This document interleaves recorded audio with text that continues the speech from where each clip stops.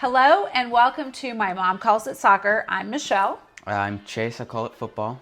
And it has been a hot minute since we have done a podcast, a regular episode of our podcast.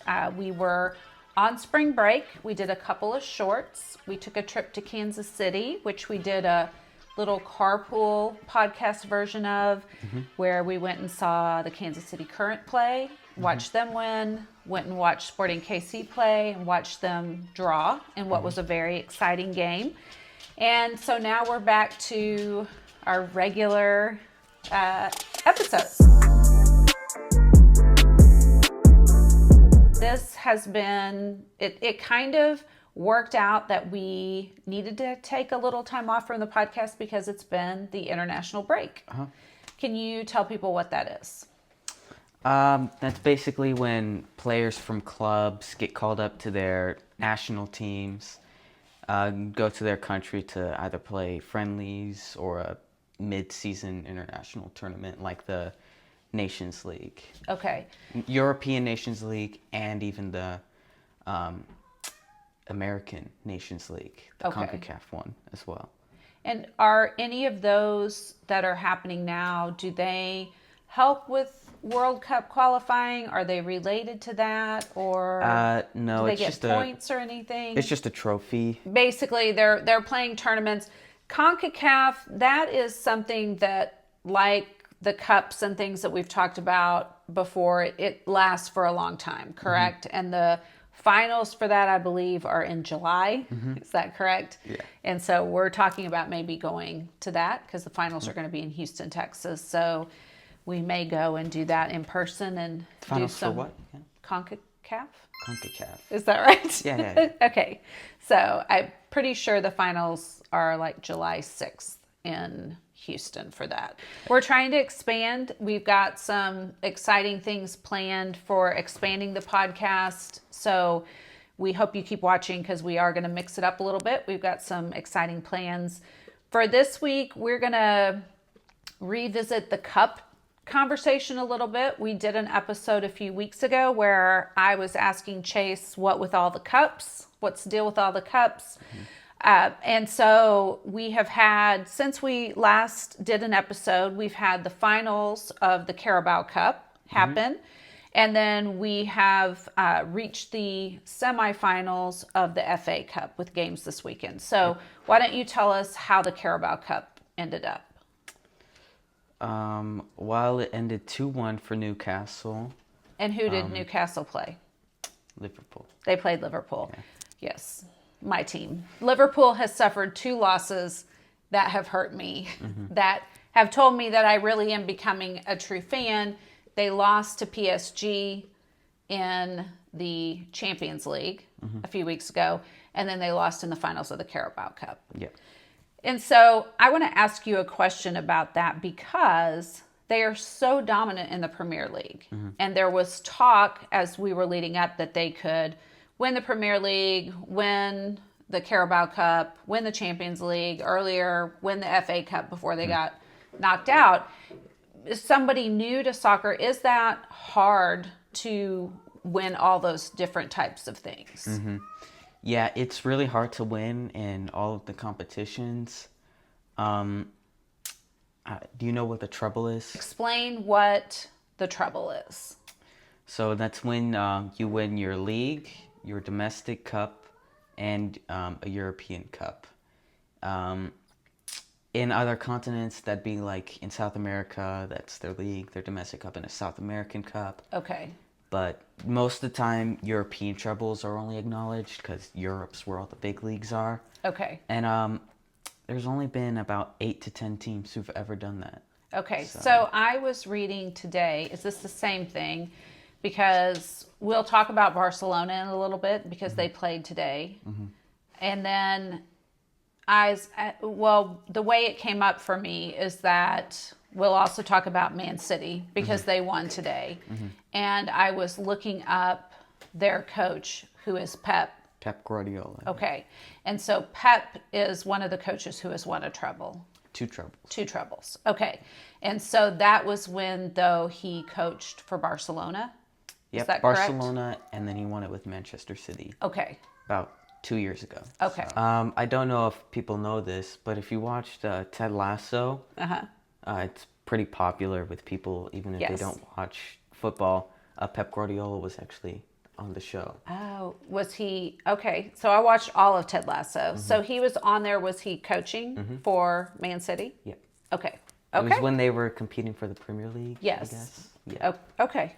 Yeah. All right. I'll have to go back and watch Ted Lasso a lot. If I'm having a bad day, I like to watch that. It makes me smile. So anyway, it's a good thing. Okay. So Newcastle won the Carabao Cup and beat Liverpool, and that was a big deal. It had been a long, long time since Newcastle. 70 years. 70 years since they had won. So that was a big deal. This weekend, we had the quarterfinals for the FA Cup. And so we had games yesterday and today. And so can you, do you want to talk about some of those games? Particularly, I thought the Bournemouth and Man City game was really good. It was tight in the first half, and then Man City kind of took over in the second half. And Marcus Rashford. Yes, he scored. He scored 2 goals. 2 goals Got a in that brace. game. And isn't there a term for if you score 2 goals in a You game? get a brace. A brace. Okay, so that'll be our term for the day. We typically do a term or a rule. So it's a brace if you score 3. No. Hat trick. Hat trick if you score 3, just like in hockey. But it's a brace if you score 2. Yes. Yes. Okay. All right. And the other game that I watched today for the FA Cup is I watched Preston, which is a Championship League team, play Aston Villa. Yeah. So when we talked about the cups and what is the deal with all the cups, what I have come to realize is the cups are the things I love in sports because it's where an underdog has a chance. Yes. Correct? So today, watching that game. Yeah, and there are like teams that are styled for tournaments more who often do better in it. Okay. Than like the league. For example, Chelsea in 2012 and in 2021 were really good in the Champions League, but they were like really bad in the Premier League. But they were just built for tournament play. Yeah. That's interesting. So it was fun to watch a team that I had never heard of play against Aston Villa, and for them to have that shot. Of course, Aston Villa won, but it still was fun to watch and for a chance to see a team and see the fans of that team who were excited about getting to see them play and an opportunity to play against one of the big teams and have a chance to win. Of course, as I've stated before, I really like the color of Aston Villa's uniform, so I was rooting for them because of that. Also, I really like their goalie because who is Aston Villa's goalie?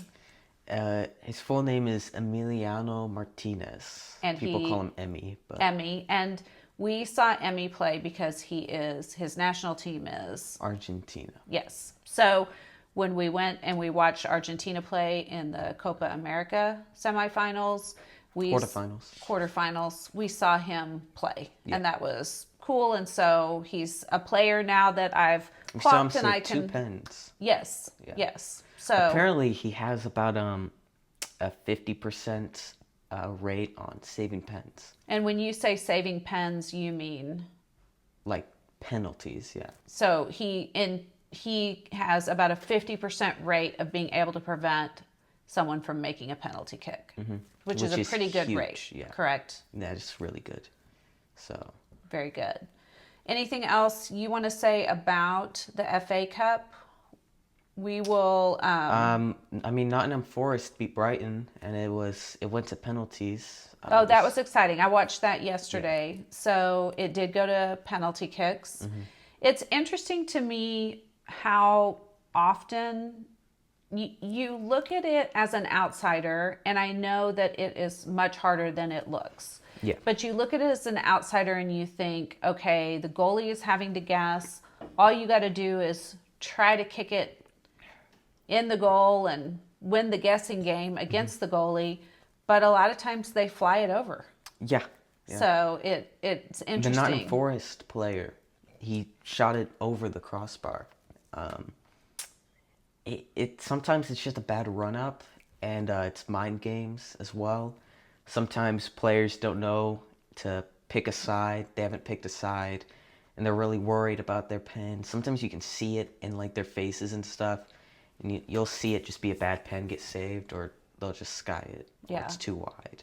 It's kind of, I guess, like free throws in basketball. It seems like it should be so easy, but it is the pressure of everyone watching you, and you're on the That stage. big goalkeeper. Yes. Yeah. And Sometimes trying you'll to do see it. them, they'll like raise their hands, even go side to side, kind of be like, messing with them. Yes. Or like, I'm going to save this. Like, Yes. you can't like score a pen on me. Yeah, there does seem to be a lot of gamesmanship that goes back and forth between the player who is kicking and the goalie. Yeah. So Especially with Martinez, he plays a ton of mind games with the players. Like, he'll get up on them, he'll say something to them, he'll mess with the ball, throw it away. He'll just kind of time waste. It just affects the players. yes, And we saw it in the World Cup final. He did it to Touhameni, who's French. He like threw the ball away. It said some things to him, and Emmy didn't even save it. He just hit the post. So yeah. So it was interesting. There was one other game for FA Cup this weekend because and that was Fulham versus Crystal Palace. I did not watch that game. Did you watch that? They won 3-0. Okay, Crystal I didn't Palace watch won it, 3-0. but it was, I'd assume, to be a dominant performance unless they got the 3 goals at the end of the game. It was kind of crazy that it was that big of a margin, against between Fulham them. because they're a really strong side. So the 4 teams that are moving on then are Nottingham, Crystal Palace, Aston Villa, and Man City. Man City. Sorry, we're going to talk in a little bit that on the featured game this week, which is Man City versus Man United, but we're not ready for that yet. So it does confuse me because there are 2 cities in Manchester. So 2 cities in Manchester? there's 2 teams in Manchester. 2 teams. 2 teams. So Chase, Grandma from production, while we were filming, came up with a great point, which is when we did this whole discussion on the cups and the FA Cup, we never talked about what FA stands for. So what does FA stand for?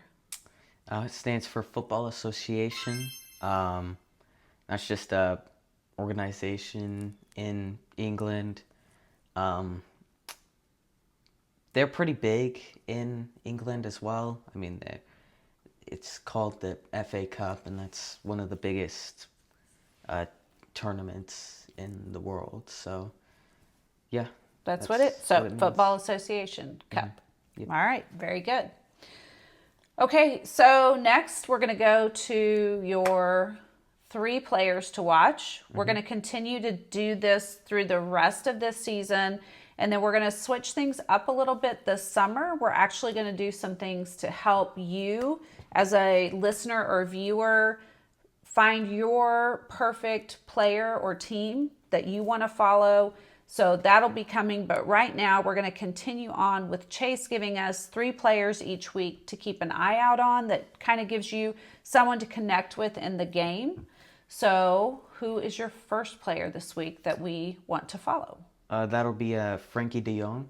Frankie de Jong. And who does he play for? FC Barcelona. Of course he plays for Barcelona. Chase's favorite team, but they are having an amazing season. And he had an amazing day today. So tell us a little something about him. He's Dutch, and Dutch people, for some reason, just speak really good English as well. A lot of them, they sound like they're from England. Okay. Okay. Like Jeremy Frimpong. He sounds like he's an English person, but he's Dutch. Okay. He's had a huge revival in his career this season. And last season he was good, but whenever he came back from injury, he got injured in like May or April. he was not really that good. When he first came back against Real Madrid, he put up a really good performance and was kind of the game changer. But after that, he really dropped down. He would like um, he would give balls away easily when he was pressured. And what position does he play? He's a midfielder. He's a midfielder. Okay. But he would just lose the ball when he gets pressured, which isn't normal for him. Usually he's amazing under pressure. He didn't do much on defense. He didn't track back. His passes weren't that great. So let me ask you a general question. We haven't done a whole lot on positions in soccer, which is something that I do want us to do more of so that people understand, because if you are watching a game, the announcers a lot of times will refer to position.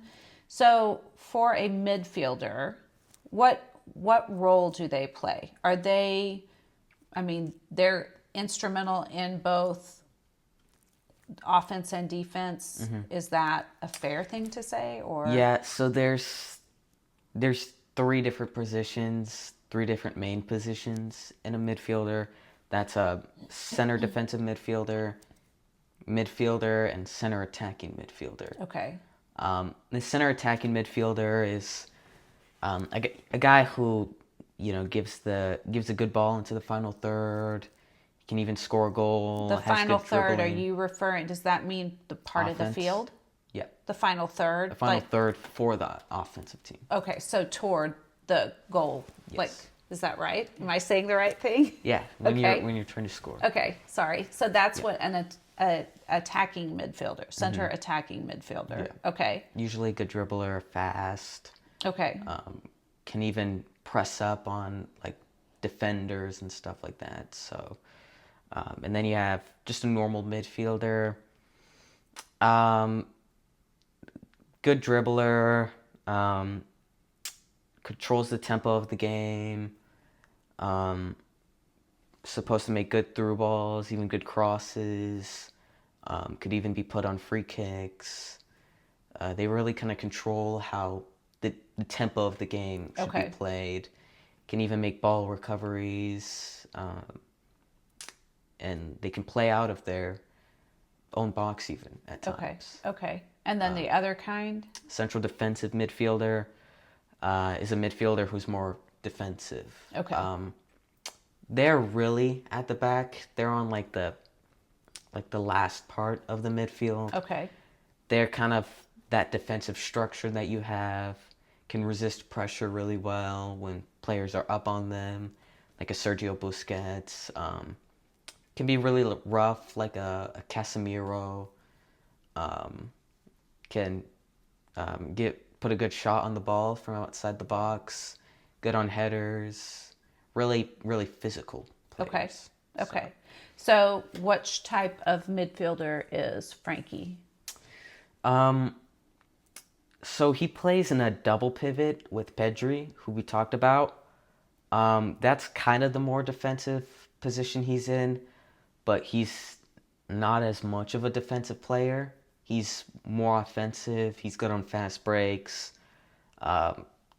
Gives really good passes and stuff like that. He's actually improved in his defense, though. Okay. But you could say he's a defensive mid / normal midfielder. Okay.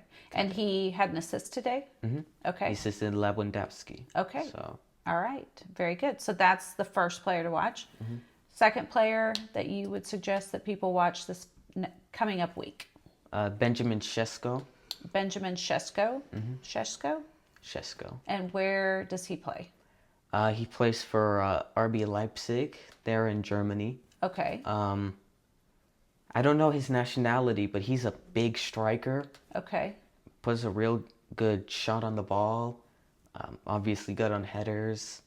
But he can also dribble pretty well. And he has good hold-up play when he has the ball at his feet. I hope Barcelona sign him this summer because we have a 37-year-old as our striker. Okay. And he misses a lot of chances. Who is the current striker for Barcelona? Lewandowski. Okay. Yeah. So he scored 2 goals today, and you want them to get rid of him? Do you know how many chances he missed? No. No? I just know he scored It was two a good today. performance, He had a but brace today. yeah, he had a brace today. It was a really good performance, but he doesn't put those in day out. And you think he's coming to the end of his Yeah, career. he's really slow. He gives bad touches. I mean, he can finish in the box and he has good positioning, but he's not the same striker as he used to be with Bayern. But he did score a brace today. Yeah. Okay. Okay, and so then player number 3 to watch this week? That's DiMarco. DiMarco. Yeah, he And- plays for Inter Milan. Okay. I know he's Italian. He's a left back / left wing back. That's So kind of how their position. Those his are position is. on the defensive. So They're fullbacks. okay. All right. He gave 2 assists today Okay. in their game. Is that weird that somebody who is a defender makes an assist, or that happens? These are the things I'm learning. Well, so fullbacks go from the back of the field all the way to the front of the field. okay.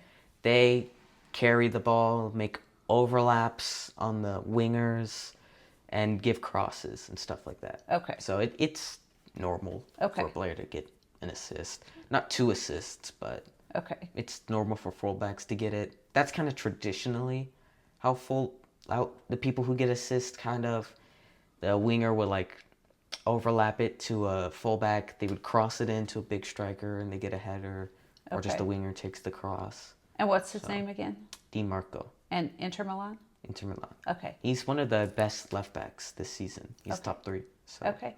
And where is Inter Milan in Serie A right now? they're 'Cause first place. They are in first place. 3 points ahead. Okay. Of Napoli? Yeah. Okay. Well, they might be 2 points ahead, actually. Okay. So But they are in first. Yeah. But it's tight. It's really in tight. Serie It's A. really tight. Okay. All right, very good. Those are the 3 players to watch this upcoming week.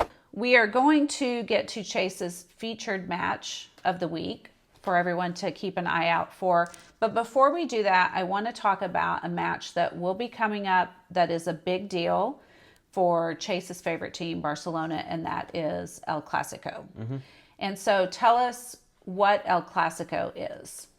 that's the 2 Spanish clubs, Real Madrid and FC Barcelona, going up against each other. El Clasico, I believe, in English means classic. It's known as a classic matchup between the Catalan giants, Barcelona, and the Spanish dominance of Real Madrid. Okay, so it's a big rivalry game. Even politically as well. Okay. Because Catalans were received during a dictator, Franco. They received a lot of like oppression from him and stuff. Okay. And so FC Barcelona versus Real Madrid is kind of like a Catalan like defiance Okay. to like Spanish power and stuff. And so Barcelona is part of Spain, but They're part of Catalonia. Catalonia is a region of Spain, and they actually speak a different language too. Is that correct? Well, they speak both. They Okay. speak Spanish and Catalan. Catalan. Okay. So, yeah. But it's a big game and it's a big rivalry, and there are other Catalan clubs in La Liga, like Girona and Espanyol. and it's Girona who Barcelona played today. It was a Catalan derby. But Barcelona are the Catalan giants. Okay. And so they're the only club. The that top team They're the from- only club that can compete with Real Madrid. So that's why they're the more rivaled team. Okay. And so Barcelona's sponsor, which I want to talk more about that in upcoming episodes. You want to talk about sponsors? I want to talk about sponsors because it is an interesting thing. You do see it changing somewhat in American sports. Like I do see, I think, particularly They with look the pretty NBA. cool too. Yes. So you're seeing more of that. But in soccer, football, the teams do not wear the name of their city or their team name on the front of their jersey. It's their sponsor. And so I've always thought that was interesting. But then the other part of that is as I've gotten to watching soccer, the thing that I have figured out and learned, and one of the things that I think would be appealing to Americans as they give soccer a chance, is there are no commercials in soccer games. So they really are, that is the advertising that's happening. There's obviously advertising around the field, around it, yeah. but the team wearing the logo of their sponsor is a big deal. Yeah. So Barcelona's sponsor is Spotify. Spotify. And so El Clasico happens twice a year. So a home and away game. Yeah. So El Clasico's already happened twice because of a tournament in the Supercopa.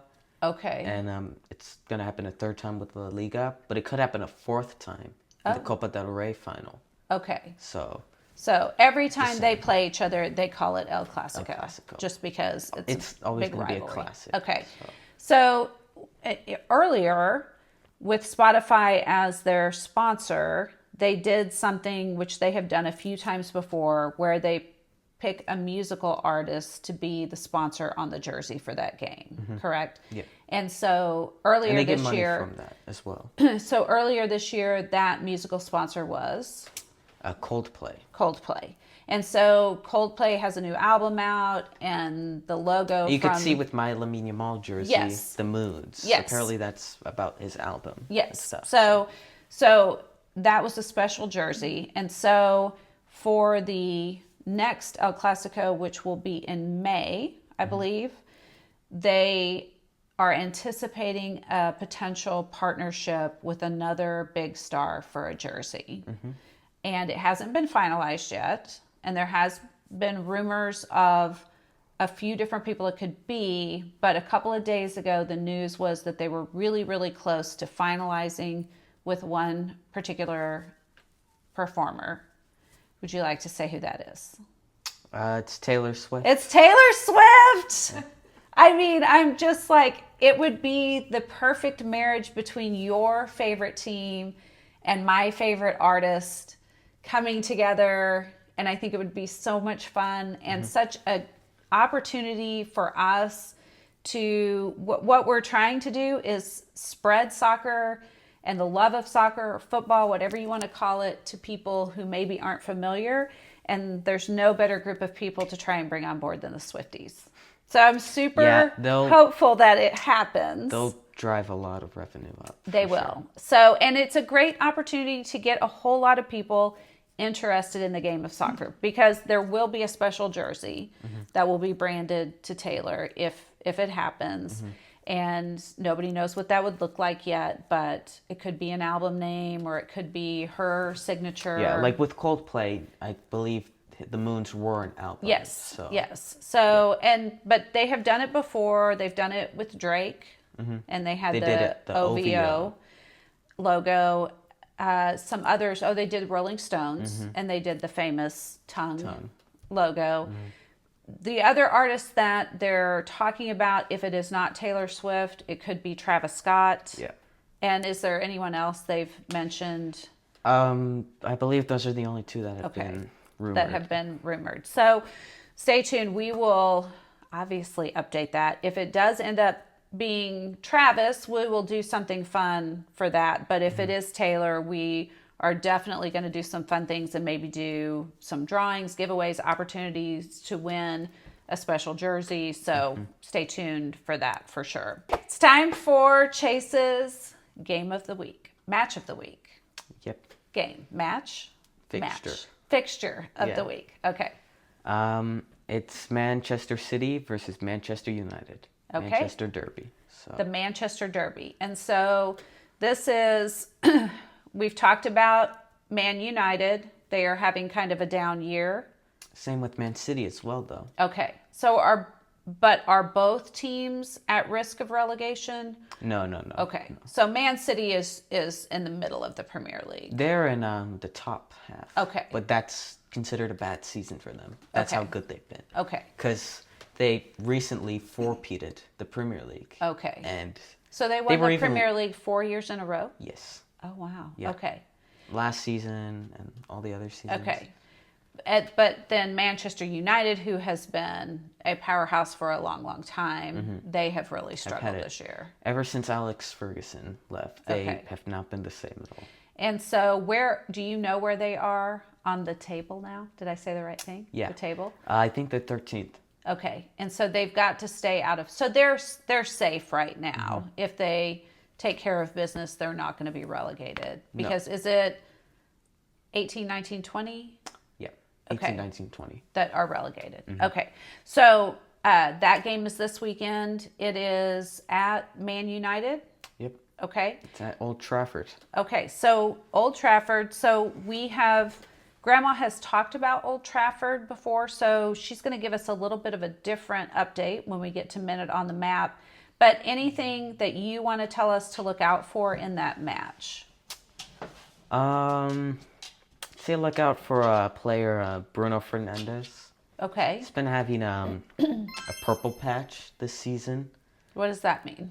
It's just where you just have this random time where you just have a good run of form. He's been having a good run of form. Purple patch? Yeah. Okay. Is that normal? I don't know. What does that mean? Why is it purple? It's when you're on good luck, good run of form. It's when you're hitting a good area, basically. Is that where you just suddenly become amazing. Where you're just doing really good? So that's really is good. that a soccer term?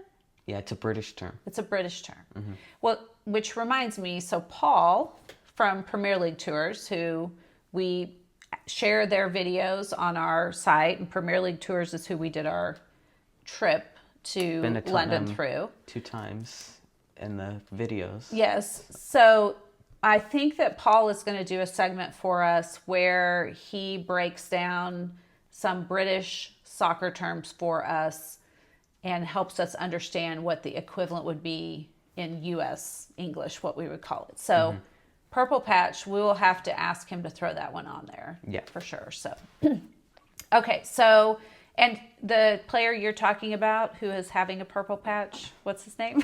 Bruno Fernandes. Bruno Fernandes. And he plays for Man United. Man United. And his national team is Portugal. Okay. And so what do you got any predictions on who you think will win? Will it be close? It's definitely going to be close because last time Man United actually beat City 2-1. I think it's going to be a 2-2 draw. Okay. I don't think both teams will be good enough to beat each other. Okay. So, all right. So, Man United versus Man City at Old Trafford Stadium. And so with that, we, I think, are done. We're happy to be back. And now we're going to turn it over to Grandma for Minute on the Map with a special segment on Manchester and why they have 2 teams. Minute of history. Minute of history instead of Minute on the Map. Yeah. I love it. Chase's Game of the Week is going to take place in Old Trafford Stadium, which is located in Manchester, in England. And we visited that on an earlier podcast on the map. Manchester is one of the few cities in the world that has 2 major football clubs, Manchester United and Manchester City. The reason for that being the industrial history, the class divisions, and the beginning of soccer in England. In the late 19th century, Manchester was a booming industrial city with a working class population that loved football. Manchester United was originally founded in 1878 as Newton Heath LYR Football Club, formed by railway workers. They struggled financially and almost folded, but were rescued in 1902 by new investors who renamed the club Manchester United. Manchester City, on the other hand, was founded in 1880 as St. Mark's, West Gorton, before becoming Ardwick AFC in 1887 and finally Manchester City in 1894. City had strong working class roots as well, but was associated more with the east side of Manchester, while United was based in the industrial railway areas. For much of the early 20th century, City had the upper hand, winning an FA Cup in 1904 and being a strong team. United became dominant in the mid-20th century, especially under legendary manager Matt Busby in the 1950s and 1960s.